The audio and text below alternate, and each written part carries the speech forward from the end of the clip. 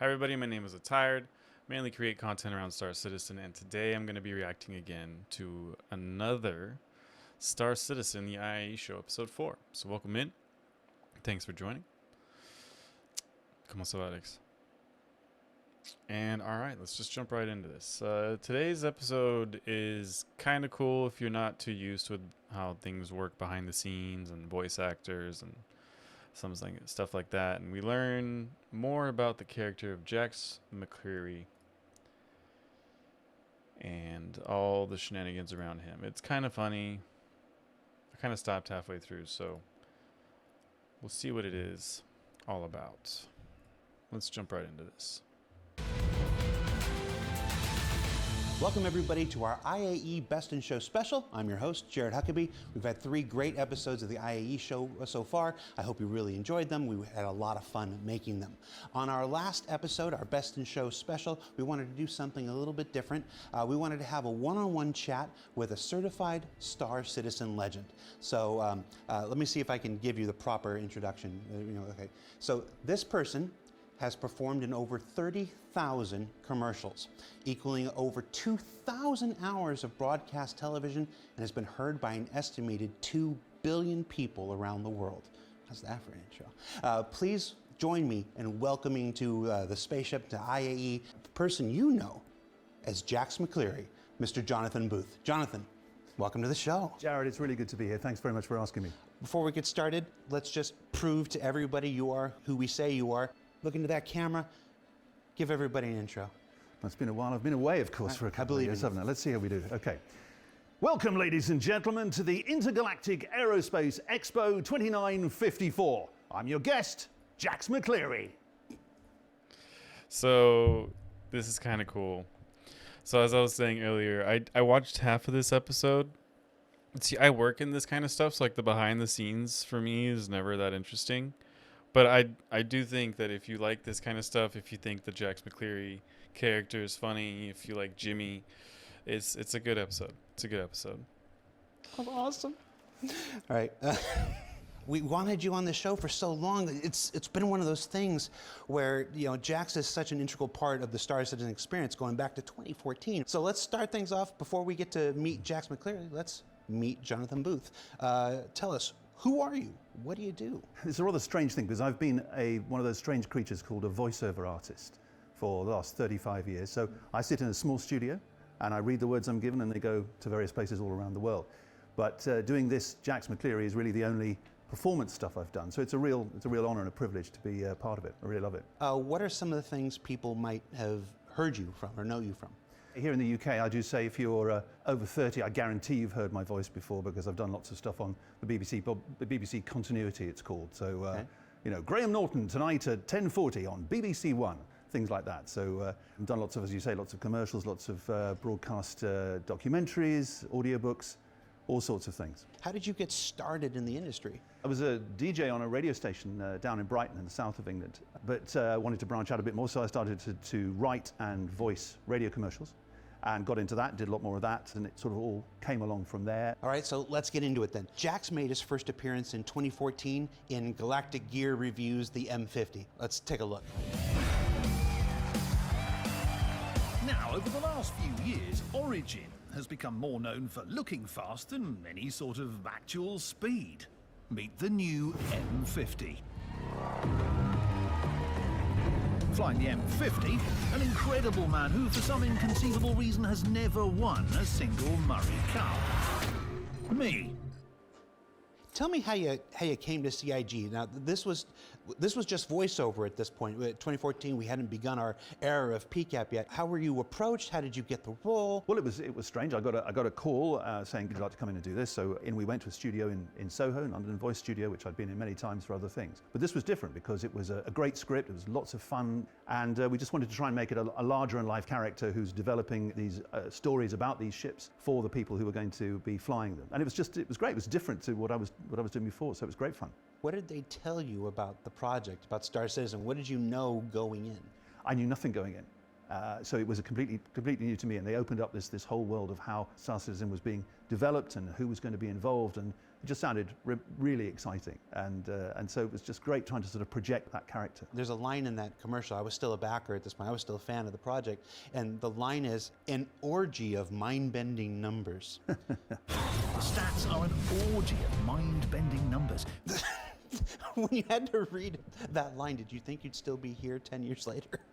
I had no idea. I mean, what it's developed into, and the fun we've had with it has been, and the way the Jax has developed and where he's been, it's just remarkable. No, I had no idea that was going to happen, but I'm very grateful it has. It's been fantastic. So there was no Jax in 2015. At this point, it was just a one-off commercial for the M50. In 2016, we created the Intergalactic Aerospace Expo as a theming for our annual anniversary event that happened every year. And with that, the idea to bring Jax back and make him part of this big event from its inception. Let's go ahead and take a look at some of the videos from 2016.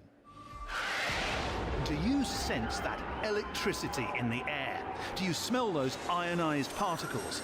Do you feel your bowels loosening with a deep thrum from hundreds of thrusters firing at once? The really incredible thing about being here at the Intergalactic Aerospace Show is the unexpected surprises that sit idling around every corner. So this expanded Jax into a whole new world. What are your memories? Now, they called you back in 2016, and this time it was going to be performance capture. Which I had no idea what that was. So I turn up at Elstree through those famous gates, amazing space, surrounded by cameras, sensors, loads of people, 20, 30 people. And then I'm requested to put on this essentially large black condom. I have no idea, the most undignified thing that I can think of. And then they produce these amazing things with this stuff going on behind me, which is extraordinary. Of course, we didn't see it then, because the technology then, now it's live, we can all see it as we're doing it. With the sheer size and scale of the Aerospace Expo, it can be easy to get overwhelmed by all there is to see and do. But then it was, a very iterative process. So at this point, you've now done 8 more videos with different manufacturers, Aegis, Misk, Drake. What context did they give you for this? Do you have a sense of where you're at, or are you just doing what everybody tells you? To a certain extent, I'm doing that because I'm just trying to hold on here. I think I am flying, as Jax quite often is, I'm flying by the seat of my pants in a space where you haven't got that much to react. Well, you've got nothing to react to because it's just a big cube. And so I'm having to try and imagine where the ships are and react to them, and trying to hold all that in my head is quite hard. Let's move to 2017. In 2017, just one video came back for the release of the Aegis Hammerhead, one of the fan favorite ships still to this day, one of our more popular releases. Every day they're not getting shot at, Alfonso EVAs across the entirety of this 100-meter long Aegis Hammerhead to visually inspect the dozens of guns. All right, so welcome in, everybody.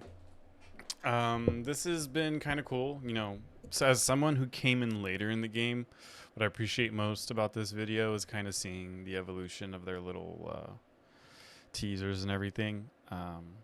It's kind of fun. This Hammerhead one is actually pretty cool, and it's always interesting to kind of see how the motion capture is done. And I really liked his comment on back when he started doing this, they couldn't see in real time how it was translating into the CGI. So and continuing with now you can actually see what you're doing and it makes way more sense. And so that's actually on a technical side really interesting to hear, because it explains why things are getting so much more fluid now and how they can get so much more bang for their buck when they do these motion capture sessions, because they don't have to go back, review the footage, and come back. It's actually really similar to going from film to digital in just everyday shooting stuff and filming. And missile launchers that make this patrol ship such a formidable foe. Optics, targeting systems, mount connections, head threading, even lubrication levels all must be checked, rechecked, and meticulously maintained. Basically, all the worst parts of operating really big and powerful guns. What do you remember of this? Was this still back at Imaginarium? Where did we do the Hammerhead? I think we might have still been at Imaginarium for that one. Okay. We then moved in the next year to Nottingham to do it in there. But again, the same, where the studio is wasn't necessarily the issue. The volume was there, and the whole universe traveled with us as we went. So in 2018, Jax took a break and we got Kabuki Theater. me and John Crew and so many other people. Less talked about that, the better. So we're going to take a break here right now. And while we do, we're going to play something. You actually auditioned for 4 additional commercials before we landed on Jax. We found the original footage. We're going to play it for backers right now. So stay tuned. We'll be right back with part 2 of our interview with... Where did what go, Alex? Space Lube? God, no, please. We're going to have to deal with fuses. It's going to be a fuse fest. We're going to be moving fuses from one place to another and then making fuses and swapping out bad fuses and recycling fuses and then making more fuses and then swapping out bad fuses. It's going to be a fuse fest. You know what? Have you always wanted to be a mechanic in space? Have you always wanted to do a space tune-up? Well, now you can. New feature. Coming in 5.7.3. 5 years from now. Coming soon, yeah. In 2 to 6 more years. Oh, by the way, everybody applaud.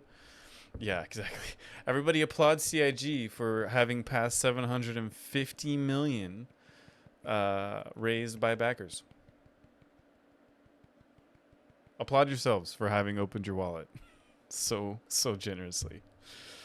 I want to say at least a third of us here are probably concierge.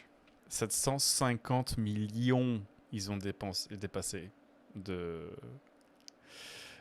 raised.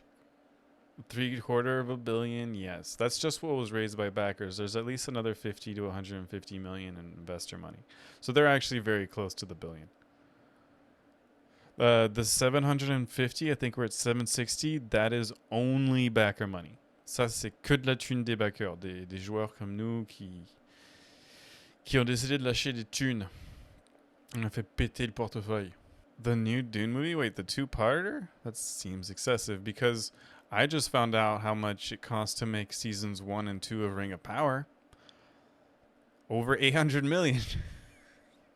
And that's not including the TV rights. Then GG's, Belgian. GG's, you're the smartest one. Yeah, clap, clap. You spent 70 cents for Polaris, my ass. Then the it's no, maybe not. There's a little bit more money there. Yeah. But all right, let's keep going on this. Let's see what good old Jonathan Booth has to say. I do like this guy's voice. He's got a very iconic, I like that voice. You know, it's the voice of my childhood, really. And I've heard his voice on the BBC when I was in England. So yes, totally. Jonathan Booth. The Neumann factory in Germany. It is one of Everyone knows Jonathan's performance as the soul of Jax McCleary. But did you know he auditioned for other legendary Star Citizen commercials as well? We've unearthed the following footage as a fascinating look at what might have been. If someone were to ask you, what is speed? What would you tell them? Is it simply a measure of distance covered over time? Well, yeah. I mean, that's it exactly. What are we saying here? Legendary fighter pilot Aria Riley once said, "Give me a fully loaded Hornet, and I'll shake the gates of heaven." Yes, assuming I don't crash into an asteroid first. Remember, this is 2014. A comm comes over the spectrum with a job. All it says is an amount of cargo, a delicate timetable, and a risky route. Unless it's second-class junior cartographer Tessa Bannister. She was in charge of all the ICC scans, and I miss her. Every great dance needs someone to lead, someone to follow, and someone to tango. Okay, this is one thing I've always kind of appreciated with CIG, is they take the piss out of themselves sometimes, and they know what the problems are with their games, and sometimes they have fun with it. Now it can be fun. The problem is when they are on the same joke for like 10 years, it's a little redundant. You should move past. It shouldn't be a bug. Invisible asteroids being a problem in 2014. Hey, guess what? They're a problem in 2024 too. Some things don't change. God damn it. I'm not entirely convinced every one of those auditions were real. We're back, everybody, with part 2 of our interview with Jonathan Booth. 2019, Jax made his triumphant return with his next evolution from Galactic Tour to Whitley's Guide. This was assisted by the addition of our marketing cinematics team, and to take Jax to new and better heights. After a year off, Wait, Jared? Or Jonathan Booth? Jonathan Booth is the voice of Jax McCleary. McCleary? Something. The dude from IAE. How about that? He does all the all the ISCs, Star Citizen Lies. He's the guy that does the sitcom presentations. His name is Jared. Or also known as Disco Lando. Did you think you were done with Jax? Were you excited to get the call again? I missed him. I did. So it was great to get the call again and to come back in with a whole new universes and ships to discover. So it was great to get back. Let's take a look at this next evolution of Jax McCleary here.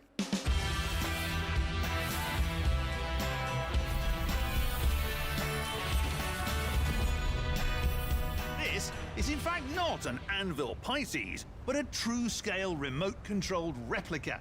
It's accurate down to the last detail. And I've been told it's very expensive. So, naturally, we're going to attempt to blow it up, because we're borderline obsessively committed to putting the galaxy's best gear to the test. For you. Anyhow, I'm sitting here in a Kruger Archimedes. It may be a snub craft, but when you top out at 1,340 meters per second, well, no quantum drive, no problem. Even this year's IAE food court is embracing the esoteric offerings of our non-human brethren. Take this. What is it again, Jimmy? They said it was pickled corpse bug. All right. Pickled corpse bug. Well, down the hatch. Let's go take a look. Right away, we see Jax is more chaotic than he was in the past. Was this something new? Was this an evolution of the character, or do you think this was always there underneath, waiting to be revealed? I think he always had a predilection for trying to be, different and to shake the system. And I think as he got to this point, he felt he was able to get away with it more. He felt he was a star. He felt he could pretty much get away with anything. And so we sort of took it a little bit further down the road. So you're back. So I know not everybody's a fan of Jared. I am actually a fan of Jared because without his shenanigans, I would probably be more frustrated with certain things. I think he is a pretty good community/PR guy. Back in the full body condom, as you called it, the very flattering outfit. You've done this before. Now you've returned for another multi-part series. Were you better at it? Were you more comfortable with it? How did your performance change after a year off? Yeah, I think I was more comfortable with it. I think the technology also had improved. When we first did it back 10 years ago, the helmet was incredibly heavy, and the lights that came round and the microphones and the dots you had to put on the face were more.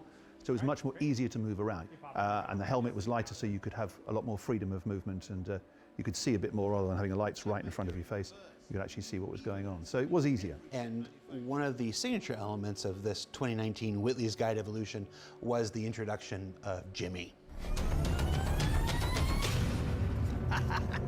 Close, but no cigar, Jimmy.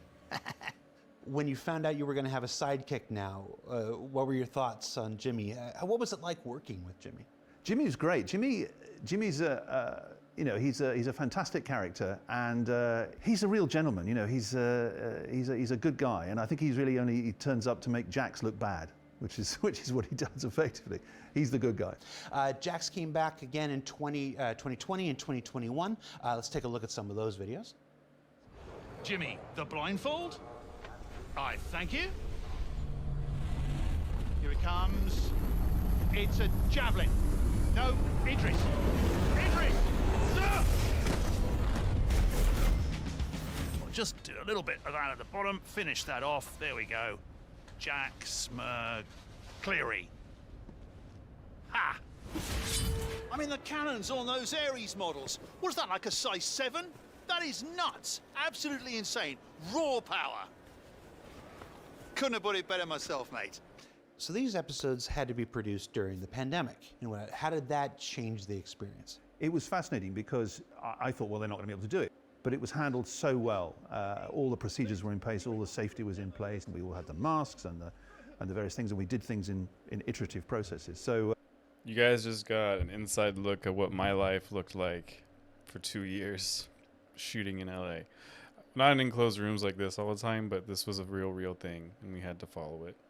It was handled very well, but it was challenged, so it took us a little bit longer to do, but we still got it done. And then, of course, in 2021, a bit more of a personal story began to develop. We started seeing Jax question himself a little bit more. I wrote it down, do some serious soul searching before he eventually steals an Odyssey prototype and take off into parts unknown. Were you excited about this change in his behavior? I was, because he's really starting to sort of, as you say, a bit of self-doubt, a bit of sort of, is this the right thing for me, and am I doing the right thing? And then when he paints the roof with the Redeemer, I think it is, and then he decides, no, I've had enough of this, and off he goes. So very exciting, character narrative arc. Was there any correlation between you've now been doing this since 2014, thinking like, how much longer can I go on? Do I want to do something different with the character? He's got so many ships to play with and so many new things to do, but he's got to find new systems, find new people to play with, and just see whether that's the way he wants to go. But I think, he does miss, he misses Jimmy, I think. And then in our final year of Jax in 2022, we find out where Jax went. Jax is lost in the pyro system. Let's take a look at some of these videos here. Bob! Would a call have killed them? Oh, hey, Jax, do you want to come back, host the show? I'm sorry, Jax can't take your call because he's dead. God, it's like, I do know my way around an 890, and since your hideout's a derelict Origin super yacht, I may as well take advantage, so... Whoa, no need to resort to fisticuffs to decide whose Aegis ship is the better. So, folks, Ruin Station is about as big as it is creepy. Maybe we can find a ship to stow away.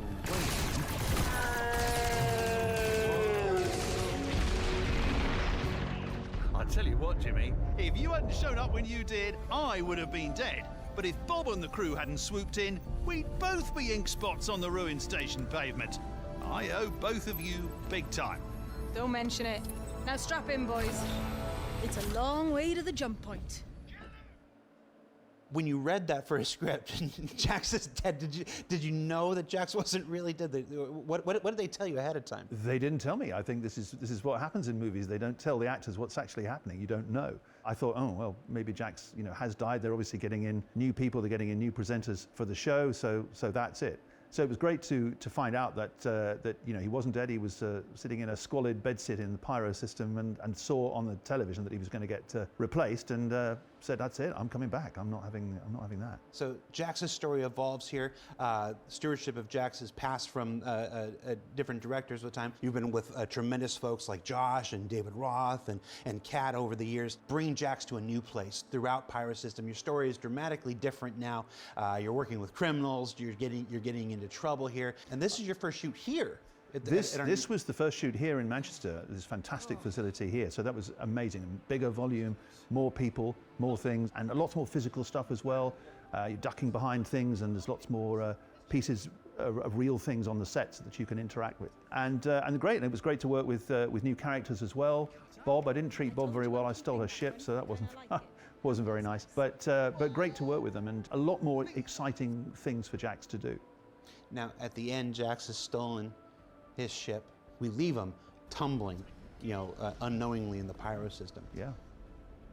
We haven't been able to pick up Jax's story since then. Our wonderful marketing cinematics team, they went to work on finishing out Squadron. If you guys watched that amazing Squadron playthrough at CitizenCon, you know where their efforts have been, and that they've been well spent. But I wanted to ask you, where do you think 2 more years Jax's story goes? We've left him, as you say, tumbling through space. We don't know, whether he and Jimmy are going to get through this. But obviously they are, because Jax and Jimmy are always going to come back somehow. To where? Well, it could be interesting. There's so many different places to explore. Nick's calling it. Yeah. What? Hey, Jax, you got an inside line on that BMM? No. The ship that shall not be named. All right, let's keep going on this. We're almost done. It'd be great to see Jax come back and reclaim his rightful place in front of the camera, and telling everybody about the ships, flying the ships, and experiencing it for everybody, and finding new experiences. Be great. Got to come back and shake that Whitley's Guy producer.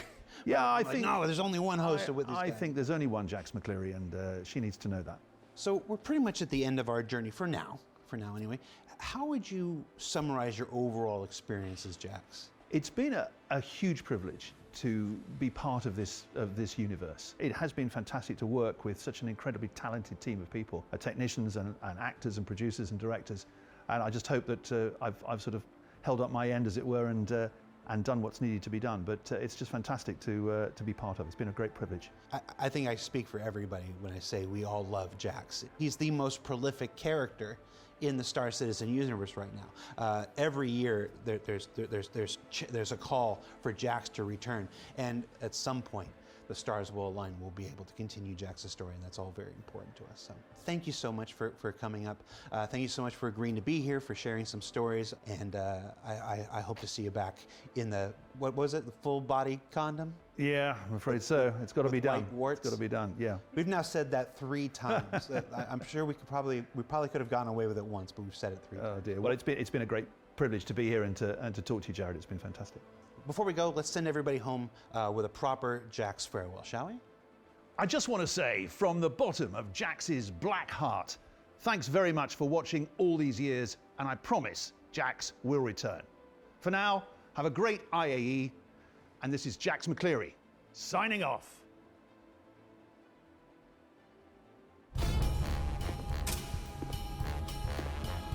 Jax McCleary, didn't we leave him in a Corsair in Pyro somewhere? I mean, that's a Drake ship. You guys know how Drake ships are built. It's gonna explode. It can't hold up those solar flares. Didn't Jax and Jimmy end up in some outpost somewhere? I'm pretty sure the people that captured them were like big Whitley's fans, and you know they're just going to be making them kind of repeat shows night after night in some sort of like Groundhog Day. I think Jimmy and Jax are marauding with Bob's pirate crew. He was the guy in the yellow suit all along, right? Duh, he's on his farm. Didn't Whitley send like their crew over to try and produce the show from Pyro? Blow your goddamn head off! Pirates probably just killed them and carried on. Hey, if you don't have to go out today, don't. No, really. His body's probably floating dead in the void, bloated and frozen, or his body's being picked clean by a Copian. Oh, he's cleaning up the mean streets of Lawville.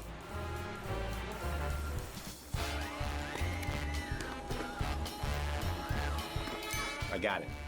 Jax McCleary, Valakar Hunter.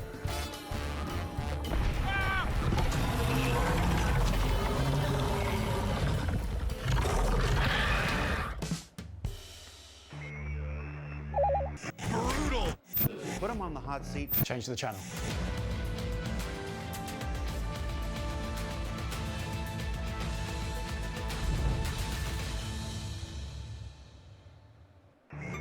Funnies.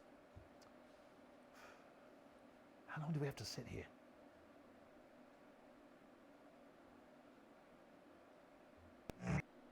That was a cool episode. Look, marketing wise, I like this kind of marketing effort because you're showing things that are related to the game, that exposes certain things of the game, shows you new areas before they come out. I like that for marketing. I like that as a tool because it's cinematic. Star Citizen is cinematic. I feel like Sakura, it goes together. What I don't like is the ship sales and stuff like that. That I'm not a fan of. But is it a waste of our money? Well, we aren't aware of exactly what the finances are in Star Citizen, so it'd be hard to say they took this much away. Because remember, the YouTube channel probably makes them money, and that probably covers some of the production costs for at least the YouTube shows and stuff like that. So, I mean, they have, sources of revenue other than just us. It may be small with, social media stuff, but it's still something. The other thing is I don't mind it when it serves to show the next thing, like what they did in 2022 with Pyro. Thought that was cool. Now, do I like the writing and the story? It's corny, it's cheesy, it's slapstick humor. It's fine. It's not going to win an Oscar, but it's cool. It's funny. Though, okay, wait. No, I will say the The one that blew my mind so far is the one we got last week in the IAE show with like the bounty hunter going around cutting people up. That was so fucking good. Si vous l'avez pas vu, celui qu'ils ont fait la semaine dernière, c'est genre une petite minute et c'est juste le mercenaire qui montre à la fin là avec son casque mandalorien qui explose des gens et qui les découpe en morceaux et c'est à se pisser dessus. Et c'était pas anticipé, personne s'attendait à ça et je trouve que ça a super bien atterri. So, yeah, sorry, it's how do I say this? It can be good. It's not everybody's cup of tea, I get that. I don't know how much en mode Deadpool exact. Ouais, j'étais plié en deux. J'ai trouvé ça franchement bon. I thought that was really good. Being basically Deadpool and like just chopping people up. That was good. Now, I don't think they're spending a ton of money on that. You know, he did make the comment there that, you know, one of the reasons why they didn't do one last year is because that team was busy working on all the cinematics for Squadron 42. I would rather they do none and keep those teams working on Squadron so maybe we get it before 2028 because we all know what's going to happen in 2026, let's be honest. I'm kidding. But at the same time, am I really kidding? I mean, there's a strong chance that that'll actually happen. So if you look at their track record. Now, I want to say that the most recent track record, the last 10 months have shown that they really are making an effort to get more stuff out, but the problem has then now become we're in this perpetual state of never really getting any stability, and so playing the game is not ideal, and you're getting frustrated because all these other ships are coming out, but you can't really take advantage of them in the game all the time. And even though the events have gotten better and there's the fact that they're giving us rewards is very nice and much needed,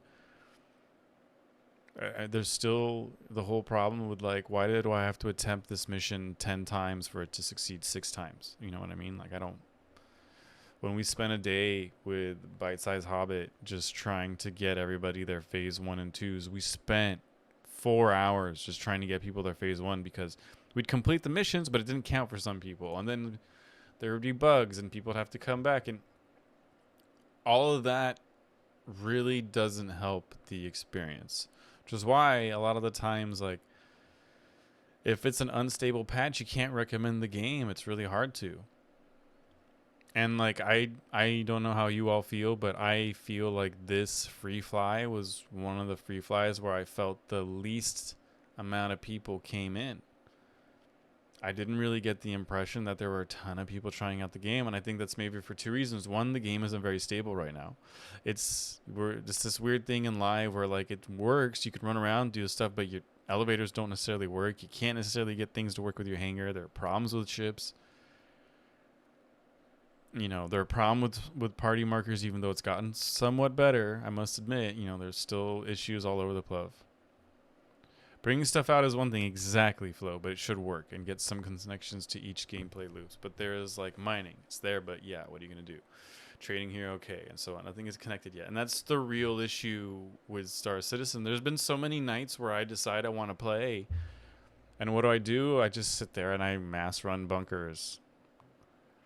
And then, yeah, you know, I made the comment earlier during the show, like, they made a joke at, like, the invisible asteroids in 2014. It's like, yo, there's still invisible asteroids in 2024. What are you talking about? Have you flown through the asteroids in Yella recently? Like, what? And so that's a little frustrating as well. Like, I completely understand when backers for many years get frustrated. They have the right to. Stavo was saying earlier he's trying to drop constructive criticism in Spectrum. Now, I'd love to see his post. How constructive were you truly being, Stavo? And that's just me, you know, always having a little doubt. But, you know, at the same time, like, we've been here, some of us, for many years. Myself, I'm going on 3. I've been streaming this for almost 2 years. It's crazy. And I love the game. I love the ambition of the project, but that doesn't mean I have to sit here and just say, yeah, no, everything's great. No, it's not. It's not great. I still refuse to watch videos of the studio tour in Manchester. I don't want to see it. I don't want to, and I can understand when people get frustrated around that. I get frustrated just thinking about it, and I haven't watched it, and I don't want to watch it. I'm never gonna watch it. Don't need to. Anyways, all that to say, this episode 4 was an interesting take on, you know, seeing some of the behind the scenes stuff with Star Citizen. It was fun to meet the actor behind Jax. But yeah, this kind of behind the scenes stuff is interesting, and, you know, I think it was a valid point to bring up, like, how much money did they spend on this? I don't think they spent that much money, although you do have to pay Jax, you know, Mr. Booth for his session fees. There's no way around that, and I don't know what they are in the UK, so I'm not going to speculate, but I know what they are in the US. Anyways, I thought that was interesting. I, you know, do like this type of marketing because I find it more interesting than just some of the ship ads we get. I don't like those as much. Like, what was it? I think it was the episode 3 beginning with the Drake Vulture. Like, that was just a straight car sales commercial. And that's not as interesting. Showing me ships doing cool stuff in the verse, even if it's set up, even if it's scripted, even if it's CGI'd and not necessarily in-game. I don't care. I'd rather see that. I feel like it benefits the game more than just posters and random gameplay clips or whatever. I feel like this is a bit more substance to it. And you create a culture within the game around it. You create this character of Jax. They can bring him into Star Citizen as a quest giver at one point, and people will like that. And then there's videos for you to go back and watch related to it, which creates lore, which creates more immersion. So for me, I think those kind of videos are a good thing. Now, do we want them to spend more time working on the game? Yes, absolutely. We do. But remember, this game also has to sell. They also need to keep funding because they don't have true investors. They have us, backers. So that's my take on this episode 4. Sorry, that was a long-winded ending. But yeah. With that, thank you everybody for watching this react. If you made it this far, consider leaving a like and subscribe. And I'll see you next SC video for another one. Thank you all for joining.